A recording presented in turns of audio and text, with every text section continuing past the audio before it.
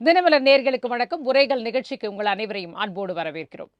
நகரங்களை பொறுத்தவரைக்கும் நாள்தோறும் 2000 கோடி லிட்டர் கழிவு நீர் நிலத்திலையும் அதாவது நீர்லையும் விடப்படுகிறது. நீர்னா நல்ல நதி நீர்லையும் அங்கேயும் இங்கேயும் டைரக்டாவே கலக்க விடப்படுகிறது அப்படின்னு ஒரு ஆய்வறிக்கையை சமர்ப்பித்திருக்கிறார்கள் நாடாளுமன்ற நிலைக்குழுவினர். அதாவது நகர்ப்புற விவகாரங்களுக்கான நாடாளுமன்ற நிலைக்குழு அம்ருத் நகர் திட்டத்தின் கீழே சில நகரங்களில் போய் ஆய்வு மேற்கொண்டு இந்த கழிவுநீர் மேலாண்மை அப்படிங்கிறது இந்தியாவை பொறுத்த வரைக்கும் இந்த நகரங்களில் எப்படி இருக்குன்ற ஒரு ஆய்வை நடத்தி அது சம்பந்தமான ஒரு அறிக்கையை நாடாளுமன்றத்தில் சமர்ப்பித்திருக்கிறத பார்க்க முடிகிறது. அந்த அறிக்கையில் தான் இந்த விஷயம் சொல்லப்பட்டிருக்கிறது. நாள்தோறும் 2000 கோடி லிட்டர் கழிவு நீர் அப்படிங்கிறது நிலத்திலையும் நீரிலையும் டைரக்டா கலக்குது அப்படின்னு நம்ம சமீபத்தில் கூட படிச்சிருக்கலாம். நிறைய பேர் படிச்சிருக்கலாம். ஐஐடி மெட்ராஸ்ல ஒரு ஆய்வு நடத்தினாங்க. அந்த ஆய்வுல பாத்தீங்கன்னா நம்மளுடைய ஆர்ஓ வாட்டர்லயே வந்த சாம்பிள்ல கிட்டத்தட்ட 31% சாம்பிள்ல மனித கழிவுடைய அந்த கண்டாமினேஷனும் இருந்தது. அதில் வளரக்கூடிய அந்த பாக்டீரியா எஸ்கெர்கியா கோலின்ற அந்த பாக்டீரியாவும் இருக்கு அப்படின்ற ஒரு விஷயத்த சொல்லியிருந்தாங்கன்னு பார்க்க முடிகிறது. அப்போ நகர்ப்புறங்கள்ல நாம் குடிக்கின்ற அந்த தண்ணீரிலேயே இந்த அளவிற்கு மாசு கலந்திருக்கிறது அப்படின்ற ஒரு விஷயம் ஒரு பெரிய அதிர்ச்சிக்குரிய தகவலா இருக்கிறது. அப்போ ஒரு நோய்களை பரப்பக்கூடிய, அதாவது அந்த விஷத்தை கக்கக்கூடிய இடங்களாக மாறி வருகின்றனவா நகரங்கள்ல இருக்கக்கூடிய நீர்நிலைகள் எல்லாம் நம்ம அப்படி மாத்திக்கிட்டு இருக்கோமா, நிலத்தையும் அந்த அளவுக்கு நம்ம மாசுபடுத்துறோமா அப்படின்னு. இந்தியாவை பொறுத்த வரைக்குமே பாத்தீங்கன்னா 72,000 மில்லியன் லிட்டர் கழிவுகள் ஒரு நாளைக்கு வெளியேறதாகவும் அதுல 28% தான் சுத்திகரிக்கப்படுகிறது அப்படின்றதும் தான் தொடர்ந்து தரவுகள் சொல்லக்கூடிய ஒரு விஷயமாக இருக்கிறது. அப்ப நகரங்கள்ல இருக்கக்கூடிய இந்த கழிவுநீர் சுத்திகரிப்பு மையங்கள்லாம் எப்படி செயல்படுது? அது முழு அளவுல செயல்படலையா? இப்படியே போச்சுன்னா நம்ம எங்க போவோம்? நாம மக்கள் எதை நோக்கி போய்கிட்டு இருக்கோம்? இதற்கு காரணம் எங்க இருக்கு? இங்க பிரச்சனை எங்க இருக்கு? இதற்கு தீர்வு என்ன? அப்படின்னு பல விஷயங்களை பத்தி தான் இன்னைக்கு நம்ம பேச போறோம்.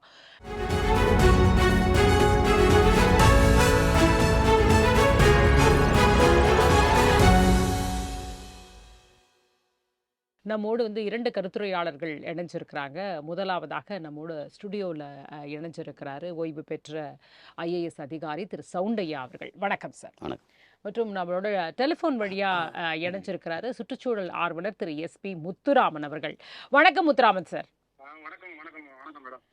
முத்துராமன் சார், இந்த கழிவு நீர் கலக்கிறது டைரக்டா நிலத்திலையும் நீர்லையும் கலக்குது அப்படின்ற ஒரு விஷயம், இதுக்கு நம்மளே ஒரு காரணமா இருக்குமா? நம்ம அதாவது என்ன ரூல்ஸ் போட்டாலும் இப்ப நகர்ப்புறங்கள்லாம் பாத்தீங்கன்னா ஒரு நிறைய பாதாள சாக்கடை கனெக்ஷன் இல்லாத இடத்துல கூட நம்ம செப்டிக் டேங்க் வச்சு கலெக்ட் பண்றோம். அதை கூட இப்படி செய்யணும் அப்படி செய்யணும்னு அதுக்குன்னு ஒரு வழிகாட்டு நெறிமுறைகள்லாம் இருக்கு. அதெல்லாம் நம்ம பின்பற்றாமலே சில விஷயங்களை செஞ்சிட்டு இருக்கோமா? நம்மளே பாதி விஷயங்கள், அதாவது மனித கழிவுகளை மட்டும் செப்டிக் டேங்க் தேக்கிட்டு அந்த நீரை அப்படியே ஸ்டாம் வாட்டர் ட்ரெயின்ல அப்படியே கலக்கிற மாதிரி நம்மளே அதுக்குள்ள ஈடுபடுறோமா? பொதுமக்கள் ஏன் இந்த மாதிரி நம்ம நிறைய பேர் இந்த செயல்ல ஈடுபடுறோம்? நம்ம தெரிஞ்சுதான் பண்றோமா, தெரியாம நிறைய பேர் பண்றாங்களா? எப்படி பாக்குறீங்க இந்த விஷயத்தை? திருடராய் பார்த்து திருந்தாவிட்டால் திருத்தை ஒழிக்க முடியாதுங்கிறது அது முதல் முறையா நம்ம ஏற்றுக்கொள்ள வேண்டியது. அது போக நம்மளுடைய மக்களுக்கு போதிய விழிப்புணர்வு கிடையாது. அதாவது நீர் மேலாண்மை, முக்கியமா இப்ப சொல்ல போனா நீர் மேலாண்மை தான் சொல்லுவோம். நீரின் முக்கியத்துவம், இந்த நீரை நம்ம எந்த அளவுக்கு, ஒவ்வொரு சொட்டு நீரையும் நம்ம எந்த அளவுக்கு பாதுகாக்கணும் அப்படிங்கிற விழிப்புணர்வு நம்ம மக்களுக்கு போதிய அளவுல இல்லை. இப்போ நம்ம சொல்றது லிக்விட் வேஸ்ட் மேனேஜ்மெண்ட், திறக்கழிவை அதை எப்படி மேனேஜ் பண்றது. அது வீட்டுல இருந்து திரவ கழிவுகள் வெளியாகுது, அப்புறம் இண்டஸ்ட்ரியல், அப்புறம் எஸ்டாப்ளிஷ்மெண்ட்ஸ், இது எல்லாமே கழிவுகள் வெளியேறிக்கிட்டு இருக்கு. இந்த கழிவுகளை எப்படி கலெக்ட் பண்றது, இந்த கழிவுகளை கலெக்ட் பண்றது, அப்புறம் ஒரு இடத்துல சேகரிக்கிறது, அப்புறம் சுத்திகரிப்பு செய்யறது, அப்புறம் மறுசுழற்சி செய்யறது. இதை நம்ம முறையா பண்ணணும்னா இந்த பிரச்சனை, நிலத்தடி நீர் மாசுபடுறது, பொது சுகாதாரத்திற்கு பாதிப்பு ஏற்படக்கூடியது, இது எல்லாமே நம்ம கண்ட்ரோல் பண்ணிடலாம். இப்போ திருநெல்வேலி, இப்போ நான் உதாரணத்துக்கு சொல்றேன், நான் திருநெல்வேலியில இருக்கனால அது சொல்றேன். திருநெல்வேலி மாநகராட்சியை பொறுத்த வரைக்கும் பாத்தீங்கன்னா ஒரு 5 ஆண்டுகளுக்கு முன்பு அவங்க சொன்னாங்க, நாங்க தினமும் திருநெல்வேலி மாநகர பகுதியில இருந்து 58 KLD தினமும் கழிவுநீர் வெளியாகிறது அப்படின்னு அவங்க சொன்னாங்க. இப்போ இந்த கழிவுநீர் 58 KLD வருதுன்னா இந்த 58 KLDயும் முறையா கலெக்ட் பண்ணி அப்போ அதை சுத்திகரிப்பு நிலையத்துக்கு கொண்டு போகணும். முதற்கண் அதற்கான உள்கட்டமைப்புகள் நம்மகிட்ட இருக்கான்னு கேட்டீங்கன்னா கிடையாது. அதுபோக சிஹெச் ட்ரீட்மெண்ட் பிளான், இந்த கொண்டு போற கழிவு நீரை வந்து அங்க வந்து ட்ரீட்மெண்ட் பண்றதுக்கு இந்த சிஹெச் ட்ரீட்மெண்ட் பிளான் ஒண்ணு வச்சிருக்காங்க. அது என்னன்னு பாத்தீங்கன்னா 28 KLDக்கு தான் அங்க இருக்கு. ஆக கழிவு நீர் வெளியேறது 58 KLD, நம்ம வந்து சிஹெச் ட்ரீட்மெண்ட் பிளான் 28 KLDக்கு தான் வச்சிருக்கிறோம். அப்ப மீதி 30 KLD என்ன பண்றது? இல்ல அந்த அந்த 28 KLDயும் முழுசா செயல்படுதா, அது ஃபுல்லாவே அந்த அந்த கெப்பாசிட்டிக்கு ஒர்க் ஆகுதா அப்படிங்கிறது? அது ஒரு அடுத்த கேள்விக்கானது. அது முழுசா செயல்படுது, அது முழுமையாக சுத்திகரிப்பு செய்யப்படுகிறதா அப்படின்னு கேட்டா அது ஒரு கேள்விக்குறிதான். இந்த கழிவு நீர் அப்ப 58 KLD வெளியே இருக்குன்னா அந்த 58 KLDக்கு உண்டான கெப்பாசிட்டியான சிஹெச் ட்ரீட்மெண்ட் பிளான் நம்மகிட்ட இருக்கான்னு கேட்டா அது இல்ல. அப்ப நம்ம எப்படி அந்த சுத்திகரிப்புங்கிறத நம்ம எப்படி வந்து ஆரோக்கியமான முறையில நம்ம செயல்படுத்த முடியும்? நமக்கு வந்து போதிய கட்டமைப்புகளே இல்லாத சூழ்நிலையில் நம்ம வந்து என்ன செய்யறோம், இப்போ அந்த 30 KLD வந்து அது வந்து எங்கெங்க அந்த நீர் செல்ல கழிவு நீர் செல்லுக்கு எங்கெங்க வழி கிடைக்கும் அங்கெல்லாம் போய்கிட்டு இருக்கு. குறிப்பா பாத்தீங்கன்னா திருநெல்வேலியில தாமிரபரணி ஆற்றுல திருநெல்வேலி மாநகர பகுதியில வந்து கிட்டத்தட்ட ஒரு 15 இடங்கள்ல நேரடியாவே சாக்கடை கழிவு நீர் வந்து கலந்துகிட்டு தான் இருக்கு. இதை வந்து நானும் நீதிமன்றங்களுக்கு போயிட்டு அதிகாரிகளுக்கு மனு கொடுத்தாச்சு, என்னெல்லாமோ பண்ணி பார்த்தாச்சு. ஆனா இன்று வரை அந்த கழிவு நீர் வந்து தொடர்ந்து கலந்துகிட்டே தான் இருக்கு. இது வந்து மக்களுக்கும் போதிய விழிப்புணர்வு, அதாவது நம்ம வந்து மக்களுக்கு போதிய விழிப்புணர்வு இருந்தாச்சுன்னா இதெல்லாம் கேள்வி கேட்க ஆரம்பிக்கும். அப்புறம் இந்த சாலிட் லிக்விட் வேஸ்ட் மேனேஜ்மெண்ட்டை பொறுத்த வரைக்கும் இப்ப 2024ல மத்திய அரசாங்கம் வந்து ஒரு டிராப்ட் வெளியிட்டாங்க. திரவ கழிவுகளை அகற்றுவதை ஒழுங்குபடுத்துறது, அப்புறம் நீர்நிலைகள் மற்றும் நிலத்தடி இதனால் நீர்நிலைகள் மற்றும் நிலத்தடி நீர் மாசுபடுத்துவதை தடுக்கிறது, பொது சுகாதாரத்திற்கு பாதிப்பு ஏற்படாமல் அந்த அபாயங்களை குறைக்கிறது, அப்புறம் தொழிற்சாலையில் இருந்து உருவாகும் திரவ கழிவுகளை மறுசுழற்சி செய்யறது, மீண்டும் பயன்படுத்துறதை ஊக்குவிக்கிறது, வீடுகள், வணிக வளாகங்கள், ஹோட்டல்ஸ், ஹாஸ்பிட்டல் இவங்கிட்ட இருந்து வர்ற அந்த கழிவு நீரை வந்து, அதாவது இப்போ ஒரு 5000 லிட்டருக்கு மேல ஒரு இடத்துல கழிவு நீர் உற்பத்தி ஆகுதுன்னா அவங்க அங்கேயே வந்து சிவேஜ் ட்ரீட்மெண்ட் பிளான்ட்டோ இல்ல உரிய பிளான்ட்டோ போட்டு அவங்க வந்து அதை சுத்திகரிப்பு செய்து அது மறுசுழற்சி செய்து அவங்க பயன்படுத்தி கொள்ளக்கூடிய ஒரு சூழ்நிலையை உருவாக்கணும். அப்படி உருவாக்கினா, அதாவது நம்ம மக்கள் வந்து இந்த தண்ணீர் தட்டுப்பாடுங்கிறது பெரிய அளவுல போகல, அதனால வந்து இதனுடைய முக்கியத்துவம் தெரியல. அப்படி தண்ணீர் தட்டுப்பாடு ஒரு அளவுக்கு மேல போகும்போது கண்டிப்பாக நம்ம அந்த கழிவு நீரை சுத்திகரிப்பு செய்து மறுசுழற்சி செய்து நம்ம பயன்படுத்தக்கூடிய ஒரு இக்கட்டான சூழ்நிலைக்கு நம்ம தள்ளப்படும். அப்படி ஒரு சூழல் வரணும். பாத்தீங்கன்னா திருநெல்வேலி மாவட்டத்துல ஒரு தனியார் நிறுவனம் வந்து தாமிரபரணி ஆற்றுல இந்த சாய கழிவு நீரை வந்து விட்டுட்டு இருந்தாங்க. அப்போ 2009ஆம் ஆண்டு மாசு கட்டுப்பாடு வாரியம் வந்து அவங்களுக்கு ஒரு உத்தரவு பிறப்பிச்சாங்க, 0 லிக்விட் டிஸ்சார்ஜ். உங்க ஆலையில இருந்து ஒரு சொட்டு கழிவு நீர் கூட வெளியேறக்கூடாது, அதற்கு உண்டான பிளான்ட்டை நீங்களே உள்ள போடணும், நீங்களே மறுசுழற்சி பண்ணணும், நீங்களே அதை பயன்படுத்திக்கணும். உங்களுக்கு தேவையான நீரும் அதிக அளவுல உங்களுக்கு நீர் ஃப்ரெஷ்ஷான நீர் அதிக அளவுல நீங்க எடுக்கக்கூடாது அப்படிங்கிற அந்த இதை நடைமுறைக்கு கொண்டு வந்தாங்க. இப்ப நம்ம தமிழ்நாட்டை பொறுத்த வரைக்கும் பாத்தீங்கன்னா உள்ளாட்சி அமைப்புகள், டவுன் பஞ்சாயத்து, நகர பஞ்சாயத்து, கார்பரேஷன், ஒரு சில மாநகரங்களில் மட்டுமே தான் வந்து உங்களுக்கு பாதாள சாக்கடை திட்டம் இருக்கு, அந்த சீவேஜ் ட்ரீட்மெண்ட் பிளான்ட் இருக்கு. மற்றபடி நீங்க வந்து டவுன் பஞ்சாயத்துல, முனிசிபல்ல இங்கெல்லாம் கிடையவே கிடையாது. பாபநாசம், நம்ம திருநெல்வேலி மாவட்டத்துல பாபநாசம் சொல்லி ஒரு ஏரியா இருக்கு. அது வந்து தாமிரபரணி வந்து தனது நிலவழி பயணத்தை தொடங்குகின்ற இடம். அந்த முதல் இடத்திலேயே வந்து தாமிரபரணி நதி மாசுபடுது, அங்க இருக்கக்கூடிய முதல் அந்த கால்வாய் மாசுபடுதுங்கிறதுக்காக தமிழ்நாடு மாசு கட்டுப்பாடு வரையும் தான் அவங்க வந்து நீங்க வந்து பாதாள சாக்கடை திட்டத்தையும் அதன் போக சீவேஜ் ட்ரீட்மெண்ட் பிளான்ட் என்கின்ற அந்த திட்டத்தையும் நீங்க அமல்படுத்தணும்னு சொல்லி அவங்களுக்கு உத்தரவு போட்டு 2.5 வருஷம் ஆகுது. அவங்க அந்த உத்தரவை அந்த நகராட்சி நிர்வாகம் அதை வந்து கடைபிடிக்கவே மாட்டாங்க. இப்போ அவங்களுக்கு 1,95,00,000 அவங்களுக்கு வந்து என்வயர்மெண்டல் காம்பன்சேஷன் ரெக்கமெண்ட் பண்ணி அனுப்புறாங்க. நம்ம டவுன் பஞ்சாயத்துங்கெல்லாம் பாத்தீங்கன்னா ஒரு சாக்கடை, அதாவது வீடுகள்ல இருந்து போகக்கூடிய சாக்கடைக்கு ஓட இருக்கும், ஒரு கலெக்ஷன், அதாவது ஸ்டார்டிங் பாயிண்ட் இருக்கும். What should be the end point? அந்த எண்ட் பாயிண்ட் எது? அங்க எதுவும் ட்ரீட்மெண்ட் பிளான்ட் இருக்கா அப்படின்னு கேட்டீங்கன்னா எந்த விதமான ட்ரீட்மெண்ட் பிளான்ட்டுமே அங்க கிடையாது. Right sir. ரைட். அதாவது இப்ப இப்ப என்ன பிரச்சனை அப்படிங்கிறத நீங்க சொல்லிட்டீங்க. நான் திரும்ப வரேன். சௌந்தர்யா சார், இப்ப அடிப்படையில பார்த்தீங்கன்னா, அவரு சொல்றாரு. அதாவது என்ன கம்ப்ளைண்ட் பண்ணாலும் ஒண்ணும் ஆக்ஷன் இல்ல. ஒரு உத்தரவே நீதிமன்ற உத்தரவே இருந்தா கூட ஒரு ரியாக்ஷனே இல்லாத ஒரு நிலைமை இந்த கழிவுநீர் மேலாண்மையில நம்ம அந்த அளவுக்கு தான் இருக்கோம். அதுதான் ரியாலிட்டியா இருக்கு அப்படின்னு வந்து சொல்றாரு. என்ன பிரச்சனைகள் இருக்க முடியும்? என்ன சவால்கள் இருக்கு இதுல? எதனால நம்மளால இத ஒரு முழுமையாக செயல்படுத்தல? அதாவது செயல்படுற அந்த சுத்திகரிப்பு நிலையம் கூட ஃபுல் கெப்பாசிட்டில செயல்பட முடியாத இருக்கு, 1. இன்னொன்னு நெறைய இடங்கள்ல இல்லாமலே இருக்கு. நகரங்கள்லயே கூட நெறைய நகரங்கள்ல இல்லாத ஒரு நிலையா நம்ம பார்க்கிறோம். எதனால இது?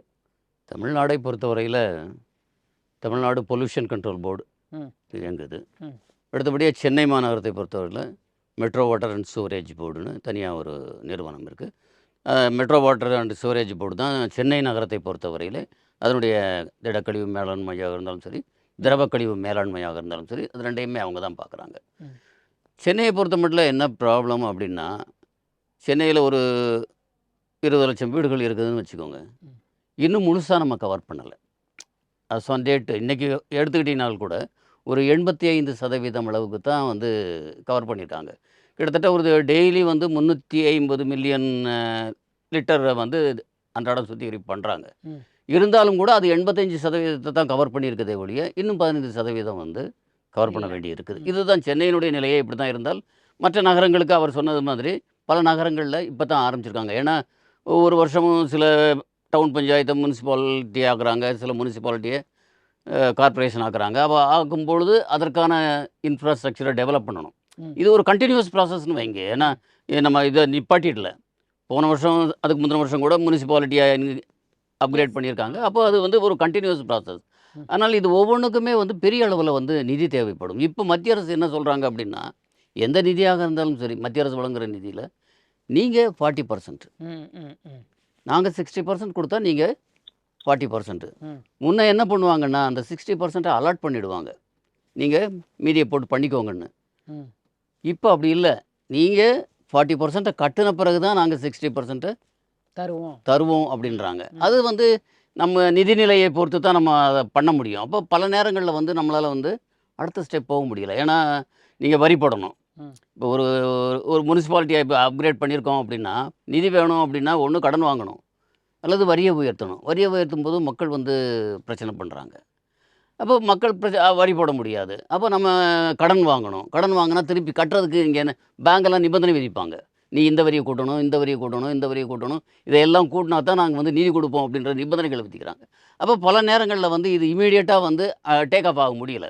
இது வந்து அரசாங்கத்தினுடைய கஷ்டம். இன்னொன்னு வந்து நம்முடைய நிலங்கள இப்போ பிளான் அப்ரூவல் குடுக்குறாங்களே. நம்ம நம்ம எங்கேயாவது டவுன் டெவலப் ஆகுறத நீங்க பார்த்தீங்கன்னா, அவுட்டர்லாம் போய் பார்த்தீங்கன்னா, அங்கே ஒரு வீடு இருக்கும், அங்கே ஒரு வீடு இருக்கும். ஒரு 2 கிலோமீட்டர் தள்ளி ஒரு வீடு இருக்கும். அதுக்கு அந்த 2 கிலோமீட்டர் தள்ளி அங்க ஒரு 10 வீடு இருக்கும். இதையெல்லாம் நம்ம எப்படி ஆர்கனைஸ் பண்ணி எப்போ கொண்டு வந்து சேர்க்கிறது? இங்கே அந்த திட்டமிடல் இல்ல. ம். ம். நகர மேம்பாடை பொறுத்தவரையில அதுக்கு அந்த தான் இப்போ நேத்து நகரத்த விரிவாக்கம் செய்யும்போது நம்ம அந்த இடத்துல பிளானிங் ஒரு இல்லாம ஒரு பிளானிங் வந்து ஒரு ம். திட்டமிடல் இல்ல. இப்ப அதத்தான் நேத்து சிஎம் கூட அதுக்காக ஒரு பிளான வந்து உருவாக்குறாங்க. ம். உருவாக்கும் பொழுதே ஒரு பகுதியே வந்து இப்ப நான் கோவா போகும்போது பார்த்தேன். அவங்க எப்படி பண்றாங்கன்னா, முதல்ல ஒரு பகுதிக்கு தான் அந்த இது குடுக்குறாங்க. ம். இந்த பகுதிய கட்டி முடிச்ச உடனே, அடுத்து ஒரு 50 ஏக்கர் அப்ரூவலே அப்படி குடுக்குறாங்க. அப்படி ஓகே. குடுக்குறாங்க. அப்ப நீங்க வந்து உங்களுக்கு அந்த இன்ஃப்ராஸ்ட்ரக்சர் இடத்த டெவலப் பண்றதுக்கான ஈஸியா இருக்கும். உங்களுக்கு சாலைகள் போடணும், இந்த கழிவு நீரை அகற்றுறது, லைட் போடுறது, இப்படி பல உள்கட்டமைப்புகள் இருக்குது. இதையெல்லாம் நீங்க பண்ணணும்னா, நீங்க இங்க ஒரு வீட்டுக்கு லைட் போடு, 2 கிலோமீட்டர் தள்ளி ஒரு வீடு இருக்கு, அதுக்கு ஒரு லைட் போடுன்னா, எப்படி இங்க இவ்வளோ தூரத்துக்கு கேபிள் எப்படி கொண்டு போறது? ம். அப்ப ம். எவ்வளவு ம். செலவாகும்? அது வேஸ்ட்டு தானே! ம். அது மக்களுக்கு புரிய மாட்டேங்குது. அதேபோல அங்கே வந்து ஒரு தனியா ஒரு வீடு போட்டிருக்கிறாரு. அவர் வந்து சுவேஜ் செப்டிக் டேங்க் போடுறாரு. அவர் என்ன பண்ணுவாரு? அது பாட்டுக்கு தண்ணி எல்லாம் அது பாட்டுக்கு எங்கேயாவது ஓடிக்கிட்டே இருக்கும். அடுத்தவன் வீடு கட்டுற வரைக்கும் அந்த இடத்துல அந்த செப்டிக் டேங்க் கிளியர் பண்ண வர லாரிகள் கூட எங்க கொண்டு போய் சேர்க்குதுன்ற சேர்க்கிறதுன்னு தெரியாது. ஒரு பெரிய கேள்வியா தான் இருக்கு. முக்காவாசி நேரம் நடுவுல எங்கேயாவது காலியா இருக்கிற இடத்துல அவங்க அத வந்து இறக்கிட்டு போற விஷயங்களையும் நம்ம பார்த்துட்டு தான் இருக்கோம் நடைமுறை. ஆனா அரசாங்கத்தை பொறுத்தவரையில இப்ப 2026 வரைக்கும் உள்ள பாப்புலேஷனுக்கு ம். எடுத்து அதுக்கு ஏற்ற உட்கட்டமைப்பு வசதிகள செய்றதுக்கு முயற்சிகள் எடுத்துக்கிட்டு இருக்காங்க. பல இடங்கள்ல வேலைகள் நடந்துகிட்டு இருக்கு. அதேபோல மத்திய அரசை பொறுத்தமட்டில மத்திய அரசு மட்டும் இல்ல. என்ஜிடி நேஷனல் கிரீன் ட்ரிபியூனல் 3 மாசத்துக்கு ஒரு தடவ ரிவ்யூ பண்றாங்க. எல்லா ஸ்டேட்டையும் ரிவ்யூ பண்றாங்க. அந்தந்த செக்ரட்டரியை ரிப்போர்ட் பண்ணுறாங்க டெய்லி. ஆன்லைனில் வீடியோ கான்ஃபரன்சிங்கில் தான் ரிவ்யூ பண்ணுறாங்க. எத்தனை வீடு கட்டினீங்க, எத்தனை கனெக்ஷன் கொடுத்தீங்கன்ற முதல் கொண்டு அவங்க வந்து ரிவ்யூ பண்ணுறாங்க. அதனால் இது ஒரு பெரிய விழிப்புணர்வு ஏற்பட்டிருக்கு. ம். ஆனால் அதே நேரத்தில் இல்ல இந்த நம்பர்ஸ்ல எனக்கு எப்பயுமே ஒரே சந்தேகம் சார். நீங்க தான் அத கரெக்ட்டா கிளியர் பண்ணணும். அதாவது கவர்மெண்ட் குடுக்குற டேட்டாவும், ரியாலிட்டி டேட்டாவும் அ வந்து நான் கொஞ்சம் நெறைய வேரியேஷன் இருக்கிற மாதிரியான ஒரு ஒரு சின்ன சூழல அளவு பார்க்குறோம். வேரியேஷன் தான் இருக்கும். அதாவது நீங்கள் கனெக்ட் பண்ணிடுவாங்க. ம், இப்போ ஒரு இடத்துல வந்து நீங்கள் பிளான்ட் போடணும் ம். அப்படின்னு நம்ம சொல்கிறோம். அவங்க சரின்னு சொல்லிடுறாங்க. பிளான்ட்டே போடுறாங்கன்னே வச்சுக்கோங்க. அது ஃபங்க்ஷன் ஆகுதான்னு நீங்கள் அப்புறம் ஒரு 6 மாதம் கழிச்சு பார்த்தா ஃபங்க்ஷன் ஆகாது. இங்கே வந்து பல விஷயங்களுக்கு சட்டங்கள் இப்ப இருக்கு. நம்ம அந்த ஜல்சக்தி குடிநீர் வழங்கு திட்டத்துல கூட நெறைய பேர் வந்து கனெக்ஷன் இருக்கா பார்த்தா அங்க ஒண்ணுமே இல்ல. வெறும் மூடியிருக்காங்க. வந்து வீட்டுக்கு தண்ணி வர பைப் லைனே இல்லன்ற அளவுக்கெல்லாம் நெறைய இடங்கள்ல காமிச்சதெல்லாம் நம்ம பார்த்தோம். ஸோ அந்த மாதிரியும் இது ஒரு கணக்கு காட்டும் போக்கு கூட சில அதாவது நேரங்கள்ல நம்ம இதில் வந்து ஆ. ஜெயலலிதா அம்மா இருந்தப்போ ம், ரெயின் வாட்டர் ஹார்வெஸ்டிங் கொண்டு வந்தாங்க. ம், அப்போ கட்டாயப்படுத்துனாங்க. ஒவ்வொரு பிளான் அப்ரூவல்லையும் நீங்கள் ரெயின் வாட்டர் ஹார்வெஸ்டிங் போடணும்னு சட்டம் கொண்டு வந்தாங்க. ம், இப்போ பொல்யூஷனை பொறுத்தமட்டில் என்ன சட்டம் இருக்குதுன்னா, அப்பார்ட்மெண்ட்டுக்கெல்லாம் அப்பார்ட்மெண்ட், மால் இந்த இண்டஸ்ட்ரியல் ஆர்கனைசேஷனுக்கெல்லாம் என்ன சொல்லுதுன்னா, ஒவ்வொருத்தருமே அந்த மினி ட்ரீட்மெண்ட் பிளான்ட் போடணும். ம், போட்டு இந்த கிரீனரி இதுக்கெல்லாம் வந்து அந்த தண்ணியை யூஸ் பண்ணணும் ம், அப்படின்னு சட்டம் இருக்குது. ம். ஆனால் அவங்கெல்லாம் போட்டாங்களா? போட்டு முடிச்சு யூஸ் பண்ணுறாங்களா? அப்படின்னு நீங்கள் பார்த்தீங்கன்னா, அது இல்லை. இல்ல. ஏன் அப்படின்னா, இங்கே அந்த என்ஃபோர்ஸ்மென்ட் வீக்னஸ் இருக்குது. இன்னொன்னு நம்ம பார்க்குறோம். நம்ம வந்து இந்த பாதாள சாக்கடை திட்டம் வந்து இருக்கிற இடங்கள்ல, அதாவது யூஸ்ல இருக்கிற இடங்கள்ல கூட மழை பெஞ்ச உடனே பார்த்தீங்கன்னா, எல்லா தண்ணியும் கலந்து வீட்டுக்குள்ள வந்துடுதுன்னு முதல் முதல் விஷயமே நம்ம மழை பெஞ்ச உடனே இப்ப சென்னையிலேயே நம்ம பார்க்குறது வந்து கழிவுநீர் கலந்து உள்ள வந்துருச்சு. அப்படிங்கிறது தான் முதல் மக்களுடைய பிரச்சனையாக இன்னைக்கு அதுல என்ன ப்ராப்ளம் இல்லை இருக்கு? இங்கே எதனால அந்த விஷயம்? இங்கே மழைநீர் வடிகால் அப்படின்னு ஒரு சிஸ்டம் இருக்குது. நீங்கள் பார்த்தீங்கன்னா, ரோட்டில் மேலே தான் இருக்கும். அந்த ஒரு 3 அடி அகலத்துக்கு. ம், அது என்ன அப்படின்னா, கீழே காங்கிரீட் இருக்கும். ம், அந்த என்ன ஒரு சின்ன டேங்க் மாதிரின்னு வச்சுக்கோங்களேன். ஓப்பன் டேங்க் மாதிரி தான் அது. அது அந்த சிஸ்டம் தப்பு. நீங்கள் எந்த இடத்துல நீங்கள் போய் பார்த்தீங்கன்னாலும், அதனுடைய நேச்சுரல் கிரேடியன்ட்ஸ் தான் இருக்கணும். ம், இந்த ம். இந்த இதுக்கெல்லாம் கால்வாய்க்கெல்லாம் வந்து அது இயற்கையாகவே அது ஃப்ளோ. ஓடணும். ஓடி ஓடி எதுவோ கடலோ அல்லது ஆறோ எங்கே இருக்குதோ அதுக்கு தானாக போய் கலந்துக்கணும். ஆனால் எந்த இடத்துலையுமே அது இருக்காது. அந்த கிரேடியன்ட் இருக்காது. அந்த வாட்டம் இருக்காது. தண்ணீர் வாட்டம் வந்து ம். அந்தந்த இடத்துல தண்ணி அப்படியே நிக்கும். எங்கேயுமே தண்ணி மூவ் ஆகாது. ஏன்னா, நான் இந்த சென்னை கார்ப்பரேஷன்ல இருந்தேன். இந்த பகுதியில தான் இருந்தேன். இந்த ராயப்பேட்டை, ட்ரிப்ளிகன் இதெல்லாம் என்னுடைய பகுதிகளா இருந்தது. இங்க நீங்க பார்த்தீங்க அப்படின்னா, கீழ ஒரு 4 அடி அது ஆழம் இருந்ததுன்னா, 3 1/2 அடிக்கு சில்ட் இருக்கும். ம். மேல அந்த தண்ணி விழும். அந்த தண்ணி அப்படியே தான் நிக்கும். அந்த இது போகாது. வாட்டம் இல்லாதனால தண்ணி ம். ஓடாது. அப்படியே தண்ணி நிக்கும். கொஞ்சம் ஒரு பெரிய மழை பெஞ்ச உடனே அந்த தண்ணியெல்லாம் அப்படியே ரோட்டுக்கு வந்துரும். இதில பல இடங்கள்ல அந்த வீடுகள்ல இருக்கிற இதெல்லாம் வந்து உடைச்சு விட்டுருவாங்க. அண்டர் கிரவுண்டில இருக்கிறதெல்லாம் சூவேஜ் கனெக்ஷன்லாம் கூட இதில இந்த பக்கம் திருப்பி விட்டுருப்பாங்க. இப்போ அதையெல்லாம் வரும்போது ரோட்ல போற தண்ணி எல்லாமே சாக்கடை தண்ணியா தான் போகும். இப்போ நீங்க சொல்ற அந்த இது வந்து பாதாள சாக்கடை இருக்கிற இடத்துல வந்து பெரும்பாலும் கலக்கறதில்ல. ஏன்னா ம். பாதாள சாக்கடைன்றது வந்து ரொம்ப ஆழத்தில போயிடுது. ம். குடி தண்ணி பைப் வந்து மேல வருது. இப்ப அதனால அது 2ம் வந்து ஜாயிண்ட் ஆகுறதுக்கு எந்த இடத்துலயும் சாத்தியக்கூறு இல்ல. ஆனால் அந்த பைப்பு வர்ற இடங்கள்ல எல்லாம் வந்து அந்த தண்ணிகள் தேங்கி நிக்குது பார்த்தீங்களா? அது வந்து அந்த ப ப பைப்பு இதா இருந்து துருப்பிடிச்சு ஓட்டையிட்டே இருந்திருந்தா, அது வழியா போகும். அது இப்போ வந்து சாத்தியமா இருக்குது. முதல்ல அந்த அந்த அ அந்த ரெயின் வாட்டர் ஹார்வெஸ்டிங் அப்படின்றது rain water stop water train. Storm water train இருக்குது. ம். அந்த கான்செப்ட் வந்து இங்க வந்து ரொம்ப ரொம்ப தப்பான ஒரு கான்செப்ட். கீழ மண் இருந்தது அப்படின்னா, மணல் இருந்ததுன்னு வச்சுக்கோங்க. ம். தண்ணி கீழயாவது இறங்கும். ம். ம். தண்ணி ம். கீழ இறங்கிச்சுன்னா, ஆட்டோமேட்டிக்கா கிரவுண்ட் வாட்டர் வந்து ரைஸ் ஆகும். ஆனா, இவங்க எல்லாமே இந்த கான்கிரீட் போட்டு, இத கொண்டு போய் வெளிய தள்ள பார்க்குறாங்க. அப்ப வெளிய தள்ளும்போது, அது வெளிய போக வழி இல்ல அப்படின்னா, அது ரோட்டுக்கு தான் வருது. 2வது இப்ப அபார்ட்மெண்ட் கட்டுறாங்கன்னு வைங்க. அபார்ட்மெண்ட் வந்து நீங்க சாதாரணமா எந்த அபார்ட்மெண்ட் எடுத்துக்கிட்டீங்கனாலும், ரோட்டினுடைய லெவல விட ஒரு 3 அடியாவது அதனுடைய ஃபவுண்டேஷன் அதிகமா இருக்கு. ஆமா, ஆமா. ஆனால், அவங்க ரெயின் வாட்டர் ஹார்வெஸ்டிங்க பக்காவா போட்டிருந்தா, ம். ஒரு சொட்டு தண்ணி கூட வெளிய வராது. ஆனால் அது சரியாக போடாததுனால, அங்க பெய்யிற தண்ணியெல்லாம் சுத்தி உள்ள கான்கிரீட் தான் போட்டிருக்காங்க. அந்த கிரீனரி ஏரியாவ தவிர மத்த எல்லாம் கான்கிரீட் போட்டிருப்பாங்க. அந்த தண்ணி அப்படியே ரோட்டுக்கு வருது. என்னுடைய அனுபவத்தில நான் பார்த்ததுல, நான் கிட்டத்தட்ட 20 வருஷமா இந்த ராதாகிருஷ்ணன் சாலையில போயிட்டுருக்கேன். 2001, 2ல இருந்து. எப்பயுமே அந்த ரோட்ல வந்து தண்ணி வந்து கொஞ்சம் நிக்கும். ஒரு ம். ம். 2 இன்ச்சு நிக்கும். ஆனா, இப்ப கடந்த மழைக்காலங்கள் எல்லாம் பார்த்தா 2 அடி தண்ணி, 3 அடி தண்ணி போச்சு. கொஞ்ச மழைக்கு 2 அடி ஆமா. தண்ணீன்றதெல்லாம் எப்பயுமே நான் பார்த்ததும் இல்ல, கேள்விப்பட்டதும் இல்ல. அதுக்கு காரணம் என்னென்னா இந்த அப்பார்ட்மெண்ட்டுடைய இது தான். ஒன்று அவங்களுடைய கெப்பாசிட்டி முழுக்க எடுக்கிறதுக்கு இந்த ட்ரைனேஜில் இடம் இல்லை. ஏன்னா முன்னையெல்லாம் வந்து பார்த்தீங்கன்னா 2400 ஸ்கொயர் ஃபீட்டில் ஒரு வீடு இருந்தது, அங்கே 4 பேர் இருந்தாங்க. இப்போ கிட்டத்தட்ட அதே ஏரியாவில் பார்த்தீங்கன்னா எவ்வளோ பேர் இருக்கிறாங்க? அப்போ அவ்வளோ பேருடைய இதையும் நம்ம வந்து டிசைன் பண்ணலை. அப்போ டிசைன் பண்ணாமல் இருக்கிறதுனால திடீர்னு நீங்கள் எவ்வளோத்தையும் வரும்போது ரோட்டுக்கு வருது. சரி. ஆ. 2வது ட்ரீட்மெண்ட் பிளான்ட் எல்லாமே வந்து பக்காவாக செயல்படுது அப்படின்னா கிட்டத்தட்ட நம்ம செயல்படுது. ஏன்னா அதில் வேறு ஒன்றும் பிரச்சனை இல்லை உங்களுக்கு. ஏன்னா நம்ம இப்போல்லாம் எக்யூப்மெண்ட்ஸ் எல்லாம் வந்து லேட்டஸ்ட் எக்யூப்மெண்ட்ஸ் கவர்மெண்ட்டில் இருக்கிறதெல்லாம் நம்ம கொடுங்குயர் ஆகட்டும். இப்போ கோயம்பேடு போன வாரம் கூட நம்முடைய முதல்வர் அவர்கள் போய் பார்த்துட்டு வந்தாங்க. ம். கோயம்பேடு ஆமா. கோயம்பேடு அதே போல் நெசப்பாக்கத்தில் இருக்கிறது, பெருங்குடி, சோழிங்கநல்லூர், இங்கெல்லாம் வந்து நல்ல லேட்டஸ்ட் எக்யூப்மெண்ட்ஸ் தான் இருக்குது. எல்லாம் நல்லா போயிட்டு தான் இருக்குது. ஆனால் என்ன பிரச்சனை அப்படின்னா அந்த ட்ரீட் பண்ண வாட்டரை எங்கே விடுறது? ட்ரீட் பண்ணுறது எப்படி யூஸ் பண்ணுறது? இப்போ இல்ல அதுக்கு தான் ஒரு இலக்கு வச்சிருக்காங்கல்ல. அதாவது 2030க்குள்ளர இவ்வளோ பெர்சன்டேஜ் வந்து நம்ம சுத்திகரிச்சு, அந்த தண்ணீர தான் நகர்ப்புற மக்களுக்கே குடுக்கணும்னெல்லாம் ஒரு இல்லை நீங்கள் நகர்ப்புற மக்களுக்கு கொடுக்குறது ஆ, குடிக்கிறதெல்லாம் ஆ. கொடுக்குறது குடிக்கிறதெல்லாம் 2வது இருக்கட்டும். ம், முதல்ல இப்போ கட்டுமான பணி நடக்குது. இப்போ சென்னையை பொறுத்த மட்டும் ம். நீ கண்டினியூவஸாக பல லட்சம் கியூபிக் மீட்டர் அதாவது ஸ்கொயர் மீட்டர் அளவுக்கு நீங்கள் கட்டுமான பணி நடந்துகிட்டே இருக்குது. ம். ஒரு நாளைக்கு நீங்கள் எடுத்துக்கிட்டிங்கன்னா எவ்வளோ கட்டுமான பணி நடக்குது. ஆனால் ஒரு 3000 சதுர அடியில் நீங்கள் ஒரு வீடு கட்டுறீங்கன்னு வச்சுக்கோங்க. அந்த வீட்டுக்கு குறைஞ்சது 1,00,000 லிட்டர் வேணும். அந்த அதனுடைய தேவை என்னென்னா, ஒரு ஸ்கொயர் மீட்டர் கன்ஸ்ட்ரக்ஷனுக்கு ம். 350 லிட்டர் வந்து தண்ணி வேணும். ஓகே. ஆ. தண்ணி வேணும். ம். அப்போ நீங்கள் ஒரு 3000 சதுர அடியில் ஒரு வீடு கட்டுறீங்கன்னா கிட்டத்தட்ட 280, 300 ஸ்கொயர் மீட்டர். அதுக்கு வந்து 1,00,000 லிட்டர் தண்ணி வேணும். இப்போ இது போல் எத்தனை வீடு இந்த சென்னையை சுற்றி கட்டுவாங்க?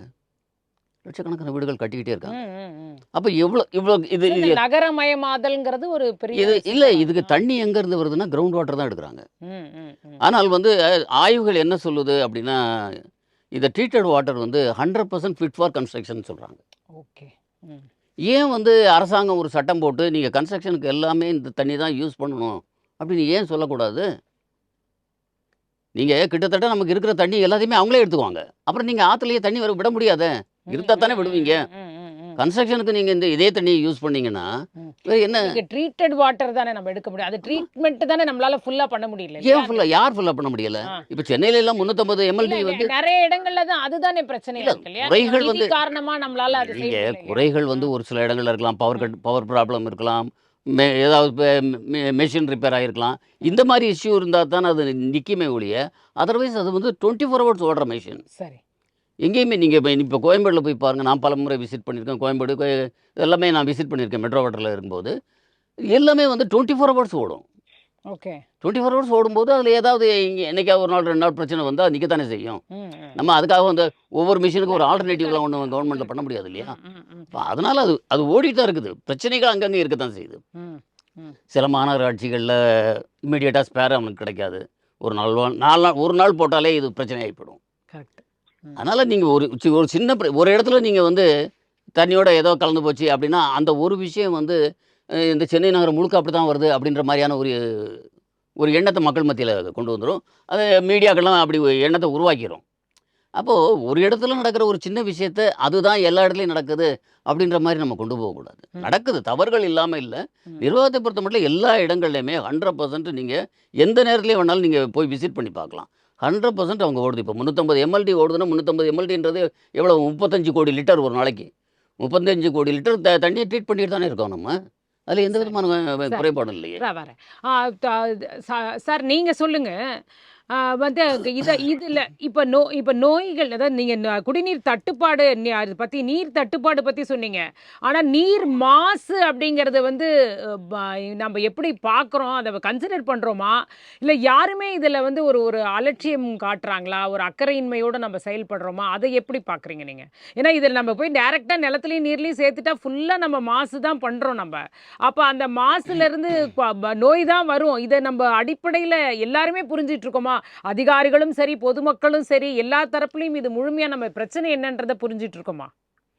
ரைட். அதாவது 2011ல நாங்க வந்து ஒரு ஆர்டிஐ போடுறோம். தகவல் உரிமை சட்டத்துல ஒரு ஆர்டிஐ போட்டு திருநெல்வேலி மாநகராட்சியில கேட்கிறோம். ம், தாமிரபரணி ஆற்றில் எந்தெந்த இடங்களில் கழிவு நீர் வந்து தாமிரபரணி ஆற்றில கலக்கு திருநெல்வேலி மாநகர பகுதியிலன்னு சொல்லி ம், ம், அவங்க எந்தெந்த இடங்களை சொன்னாங்களோ அந்த இடங்கள்ல இன்னைக்கும் கலந்துட்டு இருக்கு. இன்னைக்கு கூட கலந்துட்டு இருக்கு. ம், ம். அப்ப கிட்டத்தட்ட கிட்டத்தட்ட 2011 to 2026 ம் கிட்டத்தட்ட 15 ஆண்டுகள் சரி 15 ஆண்டுகள் தாமிரபரணியில நன்னீரில், அதாவது கோடிக்கணக்கான மக்களுக்கு குடிநீராக பயன்படக்கூடிய அந்த ஆற்றில் இந்த கழிவு நீர் வந்து கண்டினியூஸா 15 ஆண்டுகளாக கலந்துகிட்டே இருக்கு. ம் 2015 தென்மண்டல தேசிய பசுமையின் தீர்ப்பாயத்துல இதுக்கு எதிரான ஒரு வழக்கு போடுறேன். ம் அப்ப 2020 ஒரு கமிட்டி ஃபார்ம் பண்றாங்க. Central pollution control board, state pollution control board, district collector, corporation commissioner, PW WRO இவங்க எல்லாரும் சேர்ந்து ஒரு கமிட்டி போட்டு இங்க இருக்கக்கூடிய டவுன் பஞ்சாயத்து, நகர பஞ்சாயத்து, கார்பரேஷன் எல்லாம் ஆய்வு நடத்தினாங்க. திருநெல்வேலி மாநகராட்சி வந்து அதுல வந்து ஒரு உறுதிமொழியை சொல்றாங்க. நாங்க வந்து பாதாள சாக்கடை திட்டம் 2 மற்றும் 3 நாங்க இம்ப்ளிமெண்ட் பண்ணிட்டு இருக்கோம். ம் இதை வந்து 2022 டிசம்பருக்குள்ள நாங்க முடிச்சிருவோம். அதுக்கப்புறம் ஒரு சொட்டு கழிவு தண்ணி கூட தாமிரபரணியில கலக்காது. தாமிரபரணி தண்ணி குடிப்பதற்கு உகந்த A கிளாஸ் வாட்டராக இருக்கும்னு சொல்லி அவங்க வந்து நேஷனல் கிரீன் ட்ரிபியூனல்ல அபிடவிட் போட்டிருக்காங்க. ம் அந்த அபிடவிட்டை ஏற்றுக்கொண்டு 2022 ஏப்ரல்ல அந்த வழக்கு முடிவு பெற்றது. அது மட்டும் இல்ல, திருநெல்வேலி மாவட்ட ஆட்சித்தலைவர், சீஃப் செக்ரட்டரி தமிழ்நாடு, ஜல்சக்தி எல்லாருக்குமே ஆர்டர்ஸ் என்ன போட்டிருக்காங்கன்னா, நீங்க வந்து ஆய்வு பண்ணணும், ஆய்வு கூட்டம் நடத்தணும், மாசம் மாசம் அந்த நீரின் தரம் குறித்து நீங்க வந்து அறிக்கை சமர்ப்பிக்கணும் அப்படின்லாம் சொல்லி அவங்க எல்லாம் குறிப்பிட்டிருக்காங்க. இன்னைய வரைக்கும் இது நிறுத்தப்பட்டிருக்கா ம் கேட்டா வந்து பாதாள சாக்கடை திட்டம் இன்னும் முடியல. அது என்னைக்கு முடியும்? நீங்க சீவேஜ் ட்ரீட்மெண்ட் பிளான்ட் கொள்ளளவு அந்த அளவுக்கு வச்சிருக்கீங்களா? இல்ல, அதை இப்பதான் ஆரம்பிச்சிருக்கிறோம். அது போடுறதுக்கு இன்னும் 2 வருஷம் ஆகும். அப்ப 2026ங்கிறது இன்னும் 2028 முழு கொள்ளளவுக்கு அங்க சீவேஜ் ட்ரீட்மெண்ட் பிளான் போடணும். ஆனா இப்போ பாருங்க, இப்படித்தான் நம்ம வந்து அதை வந்து அதுபோக நம்ம மக்களும் சரி, நம்மளுடைய உள்ளாட்சி அமைப்புகளும் சரி ஒரு மிகப்பெரிய தீய காரியத்தை பண்ணிட்டு இருக்காங்க. ம் அதாவது நம்ம பகுதியில இருக்கக்கூடிய நீர்நிலைகள் எல்லாவற்றையுமே அவர்கள் வந்து கழிவு நீர் செல்லும் ஓடையாகவும் அது கழிவு நீர் டேங்காகவும் தான் அதை பயன்படுத்திட்டு இருக்காங்க. திருநெல்வேலி மாவட்டத்தை பொறுத்த வரைக்கும் 11 கால்வாய்கள் இருக்கு. தாமிரபரணி ஆறு 11 கால்வாய், 186 குளங்கள் இருக்கு. இப்ப விவசாய குளங்கள். இதுதான் வந்து இந்த மாவட்டத்தினுடைய நீர் மேலாண்மை. அதாவது மக்கள் வந்து ஆதி காலங்கள்ல எந்த விதமான படிப்பறிவும் இல்லாத காலத்துல ஒரு நீர் மேலாண்மை அவ்வளவு முக்கியத்துவம் கொடுத்து அவ்வளவு ஜெனியூனா அவ்வளவு நீட்டா அதை பண்ணிருக்காங்க. நம்ம ஜெனரேஷன் வந்து அதை பாதுகாக்க தவறோம். அப்போ இந்த NGT நம்ம உத்தரவு வைப்போம். சட்டம் சொல்லுது நீங்க வந்து வாட்டர் பாடியில வந்து இதை கலக்கக்கூடாதுன்னு சட்டம் சொல்லுது. அது சுகாதார கேடுன்னு சட்டம் சொல்லுது. இப்ப நான் NGT போய் ஒரு ஜட்மெண்ட் வாங்கிட்டு வந்துட்டேன். 2022 நான் நிப்பாட்டுறேன்னு சொல்லிட்டேன். இன்னைய வரைக்கும் நிப்பாட்டல. இப்ப இதுக்கு யார் ஆக்ஷன் எடுக்கிறது சொல்லுங்க? ரைட். நான் இதுக்கு சார்கிட்ட வைக்கிறேன். சார் இதுக்கு நீங்கள் தான் பதில் சொல்லணும். ஏதோ நாங்கள் உத்தரவும் வாங்கிட்டு வந்துட்டோம், ஆனால் யார்கிட்ட போய் என்ன கேட்கறதுன்ற ஒரு நியாயமான ஆதங்கம். அவர் சொல்கிறதுல நிறைய உண்மைகள் இருக்குது, உண்மை இல்லாமல் இல்லை. பட் நம்முடைய நிதிநிலை முதல்ல. ரெண்டாவது வந்து வீடுகளை பொறுத்தவரையில் நம்ம கொஞ்சம் கொஞ்சமாக கிராஜுவலாக நெருங்கிட்டோம். ஆனால் தொழிற்சாலை கழிவுகள் இருக்குது பார்த்தீங்களா, தொழிற்சாலை கழிவுகளை பொறுத்தவரையில் நம்மளால் இன்னும் ஒரு கணிசமான அளவுன்னு சொல்ல கூட நம்மளால் முடியும். சொல்லுங்க. அதாவது தமிழ்நாடு மாசு கட்டுப்பாடு முறை இந்த தொழிற்சாலைகளுக்கு ஸ்ட்ரிக்டா வந்து ஆக்ஷன் ரெஸ்ட்ரிக்ட் பண்றாங்க. அவங்களுக்கு ஏற்கனவே உதாரணமா சொன்னா, திருநெல்வேலியில மெஜ்ரா கோட் சாலை சாய கழிவுல விட்டுட்டு இருந்ததுக்கு அவங்களுக்கு 0 லீக்கேஜ் டிஸ்சார்ஜ் மெயின்டைன் பண்ணுங்கன்னு சொல்லி அவங்களுக்கு உத்தரவு போட்டு அந்த உத்தரவை நிறைவேற்ற வைத்த அதே தமிழ்நாடு மாசு கட்டுப்பாடு வாரியம் ஏன் திருநெல்வேலி மாநகராட்சிக்கு அந்த உத்தரவு பிறப்பிக்கிறீங்க? ஓகே. இது செய்யாததே யாருன்றது அவருக்கு ஆலைகள் இல்லைங்கிறாரு. சொல்லுங்க. இல்ல, ஆலைகள் இல்லைன்னு சொல்ல முடியாது. ஏன்னா இந்த விஷயம் இல்ல, அவர் ஒரு விஷயம் பார்த்துருக்கிறாருன்னா நான் 1000 விஷயம் பார்த்துருக்கேன். நான் ஈரோடு மாவட்டத்தில் கலெக்டரா இருந்தேன். அங்க இருக்கிற சாயப்பட்டறைகள் அது இது எல்லாம் எங்கேருந்து ஈரோடு எப்பயுமே அந்த சாயப்பட்டறை எங்கெங்க தண்ணியை போய் கலக்குது, அதனால எவ்வளவு பாதிப்பு இருக்கு அப்படின்றதெல்லாம் நான் கண்கூட பார்த்தேன். நம்ம கேள்வி கேட்ட முடியல, கண்ட்ரோல் பண்ண முடியல. ஆனா இந்த மாதிரி வந்து நிர்வாகம் வந்து உள்ளாட்சி நிர்வாகம் பண்ற இடத்துல இது நம்ம கேள்வி கூட கேட்க முடியலங்கிறாரு. அது உண்மைதான். ஆனா நிதி அப்படின்னு வரும்போது நம்மளால இன்னும் ஒருபடி மேல போய் நான் சில விஷயத்தை ஓப்பனாவே சொல்றேன். திருநெல்வேலி அதாவது வாட்டர் பாடியில கழிவு நீரை கலக்கிறது வந்து கிரிமினல் அஃபென்ஸ். அதாவது செக்ஷன் 43, 44 கீழ் இது தண்டிக்கத்தக்க குற்றம். இத வந்து கவர்மெண்ட், அதாவது ஒரு திருநெல்வேலி மாநகராட்சின்னு பாத்தீங்கன்னா it is a company formed under the Companies Act. இந்த Companies Act கீழ் இவங்க மேல வந்து நான் வந்து கிரிமினல் கேஸ் ஜுடிஷியல் மேஜிஸ்ட்ரேட் கேட்ல திருநெல்வேலி மாநகராட்சி மற்றும் அதன் ஆணையாளர் மீது நம்ம வழக்கு பதிவு பண்ணியாச்சு. சரி. அந்த வழக்குல வந்து அந்த வழக்கும் கோப்பு எடுக்கப்படுது. அந்த கோப்புக்கு எடுக்கப்பட்டு திருநெல்வேலி மாநகராட்சிக்கு வந்து நோட்டீஸ் அனுப்புறாங்க. இவங்க உடனே அதை தூக்கிட்டு ஹைகோர்ட்டுக்கு போறாங்க. ஹைகோர்ட்டுக்கு போய் இவர் வந்து போன தடவை என்ஜிடில ஒரு கேஸ் போட்டிருந்தாரு, அந்த வழக்கை இதுல சொல்லல, அதனால இந்த வழக்கை தள்ளுபடி பண்ணுங்கன்னு சொல்லி கேட்டு சரி, தள்ளுபடி ஆயிடுச்சு. ரைட் ரைட், புரியுது. அது அதாவது அதாவது இது பிரச்சனையை தீர்க்காம கோர்ட்டு கேஸ்னா கூட பரவாயில்லன்னு வேற கோர்ட்டுக்கு போய் தள்ளுபடி பண்ற அளவுக்கு இது போயிட்டு இருக்கே தவிர இதோட சீரியஸ்னஸ் ஏன் புரிஞ்சு எல்லாருக்கும் சீரியஸ்னஸ் புரிஞ்சுதான் இருக்குது. பட் நிதிநிலை நீங்க கிட்டத்தட்ட ஒரு 3,25,000 கோடியில இலவசங்கள் எவ்வளவு கொடுக்குறோம் நம்ம, அப்புறம் கடனுக்காக எவ்வளவு கொடுக்குறோம், சம்பளத்துக்கு எவ்வளவு கொடுக்குறோம், பென்ஷனுக்கு எவ்வளவு கொடுக்குறோம், மிச்சம் எவ்வளவு இருக்குது, அதை எல்லாம் இல்ல ரொம்ப குறுக்கிட்டே இருந்தீங்கன்னா டைம் இருக்காது. ஒரே நிமிஷம் அவர் பேசிரட்டும். இல்ல எனக்கு டைம் இல்ல, ஒரே நிமிஷம் நீங்க அவர் பேசிட்டு நீங்க பேசுங்க. சொல்லுங்க சார். அப்படி வரும்போது நம்ம இருக்கிற பணத்துல எல்லாருக்கும் தான் டிவைட் பண்ணணும். இப்ப நமக்கு எப்படி இந்த விஷயம் முக்கியமோ அதே போல விவசாயிக்கு விவசாயினுடைய வேலை முக்கியம். இப்படி ஒவ்வொரு துறைக்குமே வந்து அடுத்து வளர்ச்சி துறைகள் இருக்குது. அவங்களுக்கு சாலை போடுறவனுக்கு சாலை முக்கியம், பஸ் இல்லாத இடங்களுக்கு பஸ். நிதி வந்து ஒரு பிரச்சனை, வந்து ஒரு பிரச்சனை. Right, okay. இப்போ நீங்க சொல்லுங்க சார், எஸ்பிஎம் சார் சொல்லுங்க. இது வந்து 59.05 கோடி ரூபாய் தாமிரபரணி நதியில திருநெல்வேலி மாநகராட்சி என்ன பண்ண போறாங்க தெரியுமா? தாமிரபரணி நதிக்கரை மேம்பாட்டு திட்டம் பண்றாங்க. 59 கோடி ரூபாய். திருநெல்வேலி திருநெல்வேலி மாநகராட்சி தாமிரபரணிக்குள்ள அவங்களுக்கு எந்த வேலையும் கிடையாது. பிடபிள்யூட WRO வாட்டர் ரிசோர்ஸ் மேனேஜ்மெண்ட் தான் அங்க எந்த கன்ஸ்ட்ரக்ஷன், அதாவது ஃப்ளட் பிளைன்ஸ்ல நீங்க எந்த விதமான கட்டுமான பணிகளையும் நீங்க மேற்கொள்ளவே கூடாது. உங்களுக்கு ஆத்துக்குள்ள எந்த ரைட்டுமே கிடையாது. ஆனா நீங்க ஆற்றங்கரை மேம்பாடு திட்டம் அப்படின்னு சொல்லிட்டு நீங்க 59 கோடியை ஆத்துல போட்டு அதை தண்ணியோட போக வைக்க போறீங்க. 2 கோடி ரூபாய் எலக்ட்ரிக்கல் ஒர்க்ஸ் வந்து ஆத்துக்குள்ள பண்ண போறாங்கன்னு சொல்லி அந்த திட்டத்துல சொல்லியிருக்காங்க. அதாவது மிஸ்மேனேஜ்மெண்ட் நடக்குது. அதாவது நிதியை எதுக்கு பயன்படுத்தணுமோ அதுக்கு பயன்படுத்தலன்னு நீங்க சொல்றீங்கன்னு புரிஞ்சுக்கிறேன். ஓகே, இப்ப அது என்ன பண்ணலாம்? ஏன்னா அவர் சொல்றது சரியான ஸ்டேட்மெண்ட் தான்.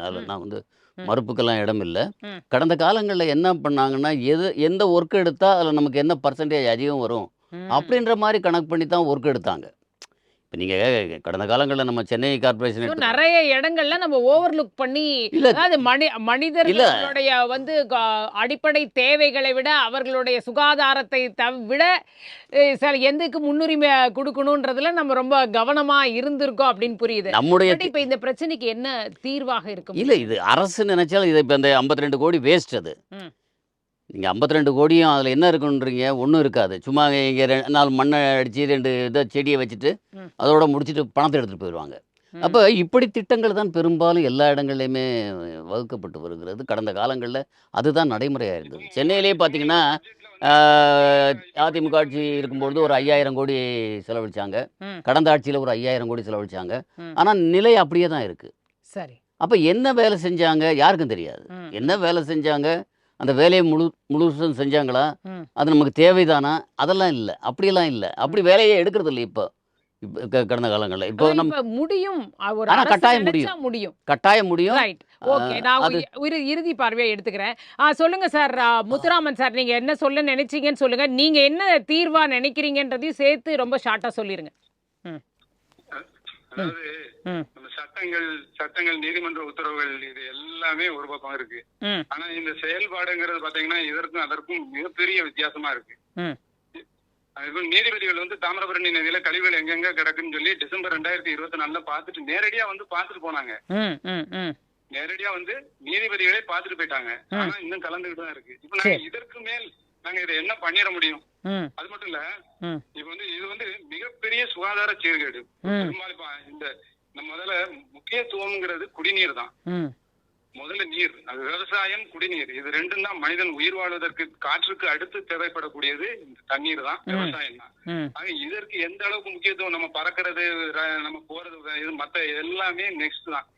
முதல்ல நம்ம இதுக்கு இந்த நீர்நிலைகளை பாதுகாக்கணும். இந்த கழிவு நீரை வந்து முறை ஒரு சொட்டு நீரை கூட நம்ம வந்து வேஸ்ட் பண்ணக்கூடாது. இப்ப இந்த கழிவு நீரை வந்து சுத்திகரிப்பு செய்து அதை வந்து நம்ம வந்து ரீயூஸ் மறுசுழற்சி பண்ணணும்னா அதுக்கு தகுந்த மாதிரி நம்மகிட்ட வந்து திறமையான சுத்திகரிப்பு வசதிகள் இருக்கணும், நிதி ஆதாரம் இருக்கணும். அது மட்டும் இல்ல, இதுல பொதுமக்கள் சமூகத்தினுடைய ஈடுபாடு மிகப்பெரிய அளவில் இருந்தா தான் ஒரு திட்டங்களை வந்து நம்ம வெற்றி பெற முடியுங்கிறத நான் ஏத்துக்கிறேன். அப்புறம் இப்ப மத்திய அரசு ஒரு திட்டம் போட்டிருக்காங்க. 2027-28 20% நாங்க வந்து சுழற்சி செய்யற இந்த நீரை பயன்படுத்தக்கூடிய அளவுக்கு கொண்டு வந்துருவோம் அப்படின்னு சொல்லிட்டாங்க.